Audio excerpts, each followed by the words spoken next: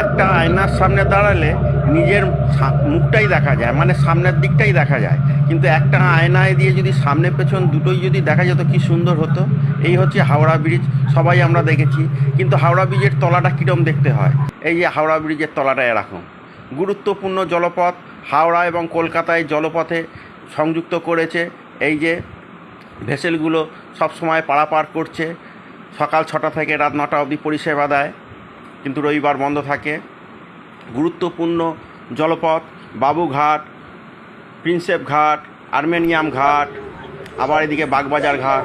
কম পয়সায় বেশ ভালোই যাতায়াত করতে পারে ডেলি প্যাসেঞ্জার যারা করে, গঙ্গার এপার ওপার যারা থাকে, যারা দুদিকেই ব্যবহার করে, তারাই জলপথ কম পয়সায় খুব কম সময়ের মধ্যেই খুব আরামদায়কভাবে যেতে পারে এবং ছোটোখাটোভাবে ট্যুরও করা যেতে পারে ঘুরে।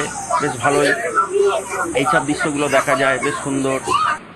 এই যে গঙ্গার পাশে যারা রয়েছে তারা এই যে গঙ্গার জলে চান করছে। এখন ভাটা জল কমে গেছে তাই বালতি করে চান করছে। গঙ্গার জল পবিত্র জল, বরফ গলা জল, পাহাড় থেকে নেমে এসেছে গঙ্গা, তাই গঙ্গার জল ঠান্ডা। কিছু কিছু ছেলেপুলেরা আবার বেশ মজা করে লঞ্চের থেকে ঝাঁপ মারছে, এই যে ঝাঁপ মারছে, রিস্কের ব্যাপার, তবুও তারা এইগুলো করে। এই যে আবার বাচ্চারা এই যে ধরছে, যে কোনো মুহূর্তে অ্যাক্সিডেন্ট হতে পারে, কিন্তু এদের কাছে কোনো ব্যাপারই নয়, কোনো ব্যাপারই যেন নয়।